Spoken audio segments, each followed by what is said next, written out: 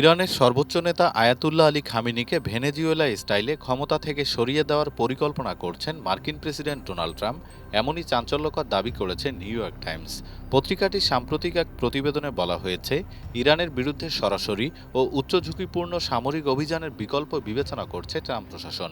প্রতিবেদনে উল্লেখ করা হয়, জানুয়ারির শুরুতে ভেনেজুয়েলায় পরিচালিত গোপন বিশেষ অভিযানের আদলে ইরানের ভেতরে কমান্ডো অভিযান চালানোর সম্ভাবনা খতিয়ে দেখা হচ্ছে। সম্ভাব্য এই অভিযানের মূল লক্ষ্য হতে পারে ইরানের পারমাণবিক ও ক্ষেপণাস্ত্র স্থাপনাগুলোতে বড় ধরনের ক্ষয়ক্ষতি করা এবং একই সঙ্গে আয়াতুল্লাহ আলী খামেনির রাজনৈতিক ক্ষমতাকে দুর্বল করে ক্ষমতা ব্যবস্থায় অস্থিরতা সৃষ্টি করা।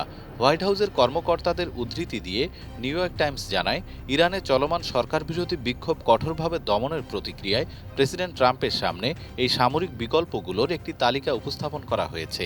এদিকে ট্রাম্প প্রশাসন একদিকে মধ্যপ্রাচ্যে শক্তিশালী নৌবহর মোতায়েন করে সামরিক চাপ বাড়াচ্ছে, অন্যদিকে কূটনৈতিক পথে ইরানকে নতুন পারমাণবিক চুক্তিতে বাধ্য করার চেষ্টা চালাচ্ছে। তবে তেহরান স্পষ্ট জানিয়েছে, যে কোনো মার্কিন হামলার জবাবে কঠোর ও চূড়ান্ত প্রতিক্রিয়া দেওয়া হবে। ডেস্ক রিপোর্ট, বাংলাদেশ সময়।